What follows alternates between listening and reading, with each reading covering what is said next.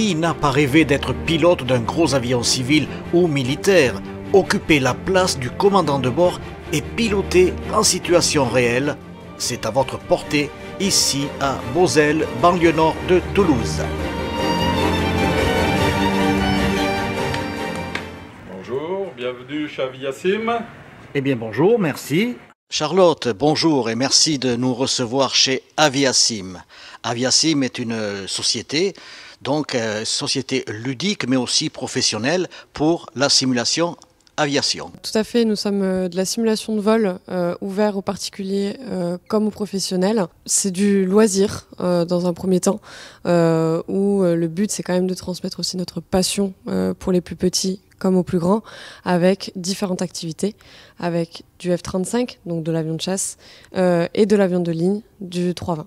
Voilà. Le 320 sera sur un niveau un peu plus professionnel, puisque nous recevons des fois des équipages afin de maintenir des compétences, ou éventuellement certains pilotes pour préparer des sélections. Vous recevez des équipages, bien sûr, ils ont la qualification de voler, bien sûr, mais ils viennent ici dans quel but réellement? Alors oui, mais on n'est jamais parfait, on va dire, dans l'aéro. Donc il faut toujours avoir ce maintien de compétences et éventuellement mettre l'équipage dans une situation complexe afin de mieux comprendre ce qui pourrait éventuellement arriver durant un vol ou quoi que ce soit. Et effectivement, donc, à côté de vous vient se joindre un pilote. Bonjour, cher monsieur. Oui, bonjour, eh bien, je m'appelle Patrice Lançon, je suis actuellement en retraite. J'étais dans une première carrière pilote de chasse, ensuite j'ai poursuivi en tant que pilote de ligne. Comme disait monsieur, j'ai terminé commandant de bord et instructeur. Oui, on va dire que sur la simulation, on est en poste droite de façon à mettre comme disait Charlotte tout à l'heure, les clients, puisqu'il y a beaucoup de clients qui viennent, qui ne sont pas pilotes, pour les mettre à gauche en fonction commandant de bord. Hein. Mais donc on est à droite, mais on peut aussi bien être à gauche. Après, ça dépend ce que nous demande. Si on est avec des professionnels et que ce sont des copilotes qui veulent s'entraîner un petit peu pour passer des sélections, par exemple pour une compagnie, ils peuvent demander à être à droite. Hein, donc c'est-à-dire à leur siège habituel, on va dire. Alors pourquoi cette place du commandant de bord à gauche et le copilote à droite? Y a-t-il une explication? À l'origine, je ne connais pas trop l'explication, puisqu'on peut être à droite ou à gauche. Moi, j'étais instructeur. En étant instructeur en compagnie, on peut des fois être à droite tout en étant commandant de bord, à partir du moment où on forme un commandant de bord, un copilote qui est en train de passer commandant de bord. Donc, on l'entraîne pour être commandant de bord. Donc, on le met en place gauche. Le vrai commandant de bord de l'avion, c'est quand même l'instructeur. Ce centre Aviasim, il y en a plusieurs en France, n'est-ce pas Charlotte? Celui-ci à Toulouse, il a quel âge? Alors, de mémoire, il a été ouvert il y a 8 ans à peu près. Et notre directeur de Toulouse l'a repris il y a fin 2018, c'est ça? Fin 2018, finalement, comme nous. Ludique, ça veut dire qu'il y a peut-être des packages cadeaux qui sont offerts pour les papas, les enfants. Ça se passe comme ça? Oui, tout à fait. On fait énormément de paquets cadeaux, comme on dit, des pochettes cadeaux. Et les gens les offrent. C'est ce qu'on appelle des packs chez nous, où le bon que vous allez acheter, dans tous les cas, est valable 1 an. Et pour n'importe qui, entre guillemets. Et on les retrouvera sur notre logiciel afin de pouvoir faire notre pack ensemble. Alors, à partir de 99 €. C'est le premier pack, donc c'est du loisir un peu plus haut de gamme, entre guillemets, que par exemple un bowling. Mais c'est une expérience qui ne se fera pas. On va dire qu'être sur une place commandant, c'est très rare pour certaines personnes. Ça n'arrivera jamais. Donc c'est pour ça qu'on justifie ce tarif. On est entre 99 et 200, je crois que c'est le max, c'est 269. Ouais, c'est ça, ouais, je crois. Voilà. Le premier pack, c'est 45 minutes. 10 minutes de briefing, 35 minutes de vol. Ensuite, dès que vous prenez un pack un peu plus long, forcément, vous avez plus de temps de vol, ce qui est bénéfique. Pour vous, vous avez 1h20 et 2h20 également, ou éventuellement, vous pouvez prendre des suppléments de 20 minutes. Tout à fait. Nous avons 24 000 destinations sur nos simus. Donc, en effet, nous pouvons adapter les séances. C'est justement ce qu'on fait. Il n'y a pas de vol pré-rentré, entre guillemets.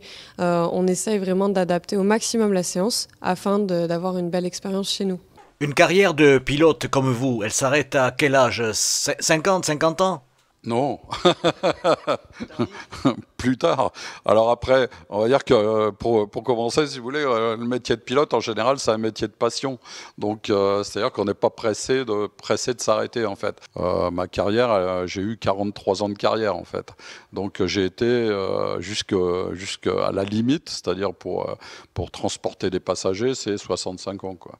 Donc, voilà, j'ai arrêté à 65 ans. Retournons vers vous, Charlotte. Vous êtes en présélection pour une école à Angoulême. Ce sont juste des phases qu'on va passer, une première sélection chez nous, une deuxième sur site et une troisième sur site, où là on va tester notre niveau, entre guillemets, que ce soit en anglais, physique maths, et aussi ce qu'on appelle des psychotests, psychomoteurs, afin de savoir si on est vraiment qualifié pour cette école, entre guillemets. Pilote de ligne, ça a toujours été mon rêve et j'ai tout arrêté pour pouvoir réaliser mon rêve. C'est là où nous accueillons ce qu'on appelle des stages anti-stress. Ils vont faire 2 heures de théorie juste ici. Ce stage, entre guillemets, c'est un stage où on va essayer de remettre à niveau des compétences, des connaissances surtout de l'avion, comment vole un avion, qu'est-ce qui se passe dans un avion, quelles sont les procédures en avion, puisque beaucoup de personnes sont stressées en avion. Donc nous, ici, on va essayer au maximum d'aider ces personnes. Donc, sur cette salle, nous faisons les cours théoriques uniquement, 2 heures au tableau avec en plus un écran. Cette salle ne sert pas uniquement à ce genre de prestations, entre guillemets. Il sert aussi à des réunions d'entreprise ou ce qu'on appelle des pilot camps, des cours pour des stages ados, entre guillemets, pour la formation au BIA, brevet d'initiation aéronautique. Alors Patrice, là nous sommes installés confortablement, mais un peu stressés, pourrais-je le dire, sur le poste de pilotage. Oui. J'imagine que pour le bon fonctionnement du déroulé de la semaine, vous êtes plusieurs pilotes à oui, tout à fait. La formation. Exactement, je ne pourrais pas vous dire, c'est variable, mais on est plusieurs pilotes, oui, dont 5 pilotes qui sont comme moi, ancien commandant de bord en compagnie aérienne. Là, on vient de voir, enfin, vous avez affiché, justement, on est sur un tarmac, là, sur une piste de décollage. Alors là, on est à Innsbruck, en fait. C'est en Autriche? Ouais. Ah oui. Innsbruck. Innsbruck, ouais. D'accord, parfait. Le temps a l'air clément. Je pense que les conditions de vol vont être agréables. Oui, après, voilà. Donc là, il est à Innsbruck parce qu'à chaque fois, le simulateur se resitue à Innsbruck, hein, celui-ci. Me voici au poste de pilotage d'un A320 et j'ai le privilège d'être aujourd'hui le commandant de bord, en quelque sorte, grâce à mon copilote si présent, qui va me donner quand même quelques instructions, parce que je ne me rappelle plus très bien comment on fait pour décoller. Alors, comme vous avez dit, là, on est sur un Airbus 320. D'abord, tout à l'heure, je vais vous mettre en place pour le décollage, parce que là, vous avez le siège reculé, en fait, le mien également. Donc, on va se mettre en place. Alors, pour résumer, si vous voulez, les Airbus 320, ou toute la série des Airbus en général, sont des avions à commande électrique, c'est-à-dire que toutes les commandes passent par des computers. Donc, c'est pour ça qu'on a ici, sur votre gauche, un joystick. Alors, Airbus n'aime pas qu'on appelle ça un joystick, c'est un side stick puisqu'il est sur le côté. C'est ce qui va nous servir à piloter l'avion essentiellement, on va dire. Donc là-dessus, on va avoir toutes les commandes donc, qui permettent de monter et d'incliner l'avion pour les virages. Okay. Tout ce qui est guidage pour le sol, ça sera hein, par, le palonnier, hein. Par les palonniers qui sont au pied. D'accord. Mais pour le pilotage lui-même, je vous disais que ça passe par des computers. Donc l'avantage, c'est qu'on a un mini-manche. Ce mini-manche, à l'inverse de ce que vous faites maintenant, en fait, on va le bouger souplement et sur des petits mouvements, hein, puisque c'est des commandes électriques. Hein, et on va dire que par rapport à un ancien manche où il y avait des commandes qui étaient électro-hydrauliques ou par câble ou de la tringlerie, donc avant c'était des grands mouvements, maintenant c'est des petits mouvements avec ça puisque ce sont des ordres électriques. Par exemple, pour le décollage, si on décollait d'ici tout à l'heure, eh bien on va laisser accélérer l'avion, on ne va pas toucher le manche pendant la course au décollage. Ensuite, je vais vous dire, ok, tirez sur le manche, vous allez faire monter le nez jusqu'à une quinzaine de degrés, hein, 17 degrés précisément. C'est pas une fusée, hein? Non, ça monte à 17 degrés. Et là, une fois qu'on a la pente, on va relâcher le manche. Et le manche, donc, lui, va faire qu'il va revenir au neutre. Hein, comme si vous regardez la position, il revient au neutre. Par contre, l'avion maintient sa trajectoire. C'est l'avantage que ça passe par des computers, en fait. D'accord? Par rapport à un avion ancienne génération. Voilà. On va faire le décollage ensemble. On va faire ça assez rapidement, c'est-à-dire qu'on ne va pas faire toutes les procédures Airbus, hein, évidemment. Parce que la checklist, elle est longue. Ouais, on va préparer donc notre départ et on va également démarrer rapidement les moteurs. Hein. Voilà. Ok, on y va. Donc là, on va tout brancher ici. Je regarde vite fait. Tac, tac. On va attacher nos passagers, les no smoking, ainsi de suite. L'APU tourne pour le démarrage. L'APU, c'est le petit réacteur qu'il y a dans la queue. Je ne sais pas si vous savez qu'il y a un réacteur dans la queue des avions de ligne. Hein. Là, je branche tout. Je branche les pompes carburant. Un démarrage rapide. On va faire ça. On va mettre les deux moteurs sur on pour l'instant. On fait des procédures accélérées, on va dire. Hein. Donc, prenez pas tout pour argent comptant pour l'instant. OK. Là, voilà. On va dire qu'on va faire monter l'avion. Ici, on est dans les montagnes. On est à Innsbruck. Donc, on est dans les Alpes autrichiennes. Oui, on est à 2005-3000 mètres, oui. Préparation du vol pour Innsbruck-Zurich en mode un petit peu accéléré. Alors là, il faut savoir que c'est un terrain quand même qui nécessite des qualifications. Là, on va décoller directement face à la montagne et le départ se fait par la droite dans la vallée que vous voyez à droite. Ah oui, parce qu'en face, là, les sommets. Alors là, on est sur un terrain qui est quand même particulier, quoi. Hein, donc c'est chaud, hein. Ouais, voilà. J'ai pas choisi la facilité, on va dire. Autant dire, bien sûr, qu'un avion, il ne démarre pas comme ça. Hein, il y a beaucoup de paramètres à mettre en place. Et encore, ce qu'il fait là, c'est un minimum. Hein. On va mettre les volets en position 1, le trim à 0. C'est ça le quasiment. trim, le fameux trim. Voilà, exactement. On va armer l'auto-break et on va vérifier la configuration si elle est bonne. J'attends que les volets soient complètement sortis. Voilà, on va faire apparaître une checklist si vous voulez ici. Ok. Là. Vous le faites le décollage ou je le fais? C'est comme vous voulez. Je le fais alors, allez. Vous prenez le manche dans la main gauche. Ah oui. Ok. Donc c'est pas la peine de se crisper dessus. Ok. Il y a une gâchette, il ne faut pas appuyer sur la gâchette. La gâchette c'est pour la radio simplement. Donc là comme on fait pas de radio, ça va le faire. Ok. On va enlever le frein de parking. Oui. Voilà, on est prêt. Ok. Là on va mettre plein gaz. Alors comme vous avez le micro, je vais mettre les gaz. Ok. Voilà, on va mettre 50% de puissance. Ok. Allez-y à 50% de puissance. L'avion commence à avancer. La puissance est stabilisée, ok, et là on va mettre plein gaz maintenant. Donc là l'avion avance, on va le guider avec les pieds sur la piste. Oui, je sens voilà. Avec le palonnier. On va le faire accélérer, ok, voilà, ça accélère. Bon, je touche à rien sur la c'est bon. Allez, on va le faire accélérer comme il faut, s'il veut accélérer suffisamment. Là on arrive à V1, allez on va faire la rotation pour le décollage, hop on tire sur le manche. On monte, on va rentrer le train d'atterrissage, voilà, et on continue sur notre axe. Voilà, vous avez le manche dans la main, oui. Un petit peu à gauche pour remettre l'avion à l'horizontale, et on va suivre la trajectoire qui est sur notre écran.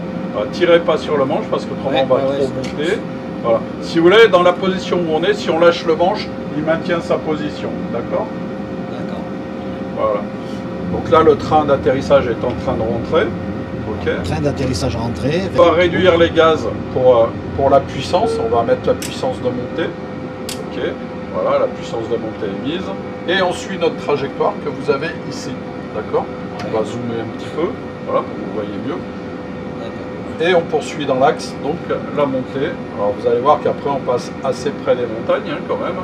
Pour l'instant, donc on monte toujours. Voilà. C'est pour ça qu'on ne voit pas le relief en dessous de nous. Voilà, vous allez le voir une fois qu'on sera au cap. Oui.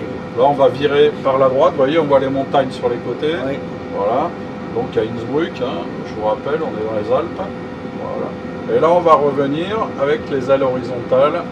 Et vous voyez, on voit les montagnes de chaque côté. Vous voyez le départ sur Innsbruck, vous voyez que c'est assez particulier. Hein.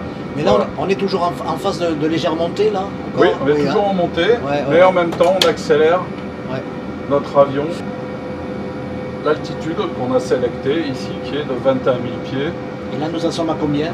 Là, on passe actuellement, alors vous avez l'altimètre qui est là, on passe à 7300 pieds, 7004. Ah oui, on n'est pas encore à 21 000. On n'est encore pas à 21 000. Alors là, ce qu'on peut faire, c'est mettre l'autopilote, donc le pilote automatique. Et là, l'avion va suivre la trajectoire tout seul, en fait. Ah oui. D'accord. Donc là, on peut se lever, on peut aller prendre un petit café. Un petit café, ou voilà. Oui. Sauf qu'il faut qu'il y ait toujours un pilote dans l'avion. Hein. Il faut toujours qu'il y ait un pilote plus effectivement une autre personne. C'est-à-dire en général c'est un avion commercial, c'est-à-dire une hôtesse ou un steward. Maintenant les pilotes restent plus seuls dans le poste de pilotage. Ils s'enferment plus seuls dans le poste de pilotage suite à ce qui s'était passé. Voilà. On va sortir des montagnes, après je vous ferai piloter un peu. Là c'est l'avion qui vire tout seul. C'est lui, selon la trajectoire. Là il suit la trajectoire. Alors, vous voyez, là on sort de la vallée dans laquelle on a fait le décollage. Ok. Donc il n'y a pas 50 solutions là pour décoller d'Innsbruck. Il faut partir dans cette vallée parce que. Et là il va se stabiliser là. Ici. Voilà. Là il se stabilise. En cap. Ok. Et donc voilà. C'est bon. Pour l'instant, oui, on est toujours en vol, on est bien poussé. Voilà, donc là on est dégagé des reliefs en altitude. Ok. Donc l'avion est en train d'accélérer, si on regarde sur les écrans, à gauche là-bas, côté gauche de votre écran, ici, la petite flèche jaune, c'est-à-dire que l'avion accélère vers la vitesse qui est indiquée par le petit triangle magenta, à 325 nœuds à peu près.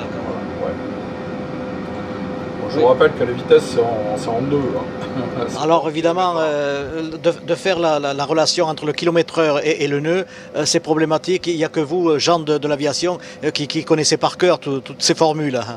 Alors par cœur, on va dire que là on n'utilise pas de formule particulière. On va dire que la vitesse en général, pour l'avoir en kilomètre-heure, vous multipliez par 2 la vitesse qui est indiquée et vous enlevez 10% en fait. Donc là, on va dire que ça fait 320 multiplié par 2, 640. 640 moins 60, grosso modo, on va dire que ça fait 580 km/h actuellement. Avec ça, je ne pourrais pas être pilote, moi, parce que c'est des mathématiques de base, mais il faut les assimiler. Alors voilà, donc là, si je vous fais voir sur votre écran à vous, on a notre route qui est devant. La route, on va dézoomer, hein, si je peux m'exprimer ainsi.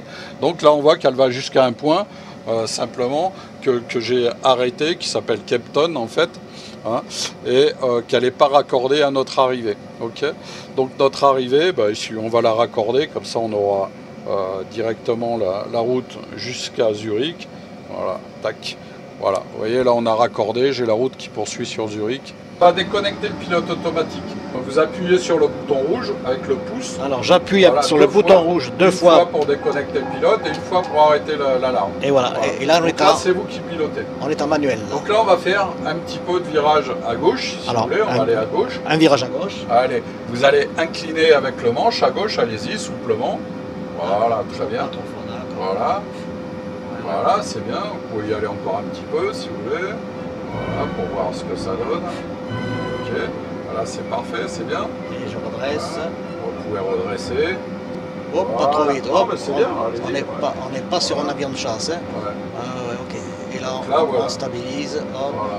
Là, vous pouvez monter un petit peu si vous voulez, tirer un peu sur le manche vers vous. Voilà, pas trop, comme ça, c'est bien. Voilà, c'est parfait. Donc là, un petit peu à monter, comme ça, on poursuit notre montée.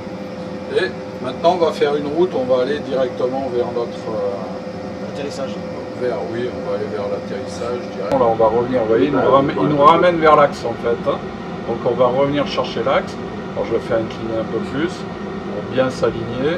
Alors ça pour les passagers, c'est quand même une manœuvre un petit peu turbulente, non? Voilà, un petit peu, oui, quand même. Ouais, c'est un peu. C'est virage très serré là, et puis donc se demander qu'est-ce qui se passe. Y a-t-il un pilote? Donc là, on poursuit. Voilà, on va arriver face à la piste. Voilà, on va sortir le train d'atterrissage. Hop, hop, allez. On va mettre l'autobreak, le freinage automatique et on poursuit notre arrivée sur la piste. La piste est devant, hein, comme vous pouvez voir. C'est vrai. Voilà. Ah ouais. Donc ça c'est parfait, on va sortir les volets à 3. Voilà. C'est incroyable comme la piste paraît petite quand on est en altitude et puis on se dit mais est-ce qu'on va y arriver à se poser? Est-ce qu'on va y arriver? Tout à fait. Faut croire que oui quand même. Donc là on va dire qu'on est pas mal, on est un petit peu à gauche de l'axe et on rattrape le plan de descente, on va sortir les volets complètement et là on s'aligne complètement. Donc en fait, vous voyez, c'est toujours ces deux barres vertes là, qui vont nous guider pour l'atterrissage. Voilà. Ok. Donc là vous l'avez en main un peu là. Allez, je prends. Voilà. Je vais vous aider pour l'atterrissage, vous allez faire l'atterrissage. Donc toujours pareil, on va garder le point au milieu des deux barres vertes. D'accord. C'est pas facile là. Voilà. Ça... Alors là vous n'avez quasiment pas à bouger si vous voulez. Là, on est sur l'axe. Okay. Hein, donc là c'est que des petites corrections, toutes petites. Voilà. On va remonter un petit peu le nez pour ne pas passer sous le plomb. Tire un petit peu sur le manche. Ah oui. Voilà. Voilà. Pour toujours avoir le point au milieu des barres vertes. Hein. Voilà. Voilà. Là on est bien. On continue comme ça. Vous voyez la piste toujours devant. Alors j'ai pas pris la plus longue. Hein. Mais bon. Et oui, effectivement, oui. Voilà. Donc là on poursuit. Alors vous voyez les deux lampes blanches et deux lampes rouges en entrée de piste là-bas. Oui, blanche, donc rouge. c'est le plan de descente, c'est un plan visuel si vous voulez. Ouais. On a deux blanches et deux rouges, ça veut dire qu'on est parfaitement bien sur le plan si vous voulez, de descente. Et si elles changeaient de couleur, c'est que... Si elles deviennent toutes rouges, ça veut dire qu'on est trop bas. Ouais. Ok. Donc il faudrait qu'on remonte un peu le nez de l'avion. Voilà. Bon, vous voyez là, il y a trois rouges. C'est-à-dire qu'on est un petit peu en dessous du plan de descente. Vous voyez. Voilà. On continue. Alors il y a un avion qui dégage la piste. Hein, oui, bah, il vaudrait mieux qu'il dégage, hein, parce que... Voilà. Allez, là il va avoir dégagé. Hop, on continue à descendre. Bon, je vous laisse prendre la main là. Hein. Voilà, allez, on réduit les gaz, on cabre un petit peu le nez de l'avion pour toucher. Tac, on a touché, on pose le nez, on sort les inverseurs de poussée. Ça paraît brutal, hein. Voilà. Non, en fait, ouais. Ah, ouais. Voilà, et là c'est posé. Voilà, là on arrête l'avion, 60 nœuds, on enlève les reverses, on déconnecte les freins. Et on va sortir à la prochaine à droite là-bas. C'est bon? Oui. Mais c'est curieux parce que ça me paraît très brutal d'arriver là. Ouh, non, c'est pas vrai. En plus, on a touché tout là, c'était bien, impeccable. Donc là, on va sortir à droite. Alors sur les avions, on a un tout petit volant qui est sur la droite et vous l'avez sur la gauche en fait. Ah oui. Un petit volant qui sert à guider l'avion au sol en fait. Ah d'accord. Voilà. Donc là, on va le faire virer ici. Là. Voilà. On va le faire virer par la bretelle ici. Voilà. Allez, hop. Vous voyez, hop. Voilà, on sort de notre piste. Et on va remonter donc par la droite, normalement. Voilà.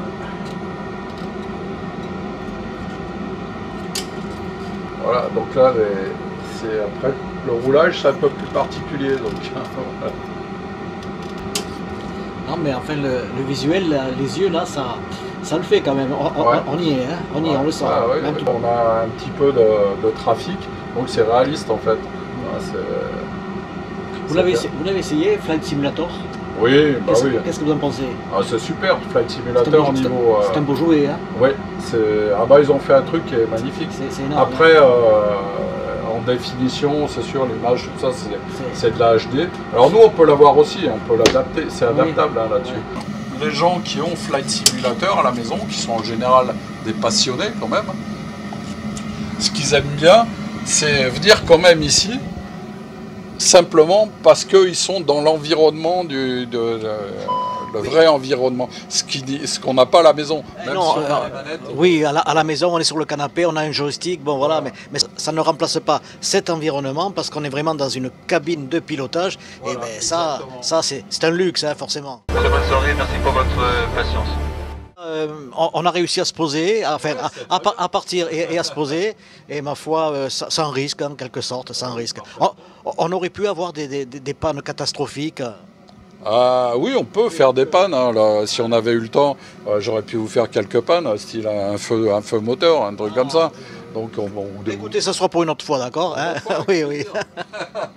Parce que là, bientôt, je vais partir à l'étranger, justement, et j'ai pas envie de ressentir. Ouais. En tout cas, Patrice, merci de cet accompagnement en vol. Et puis voilà, quoi. Ça a été un plaisir. Et encore longue carrière à vous dans cette simulation. Voilà. Ok, ben je vous remercie. Et une prochaine fois, j'espère.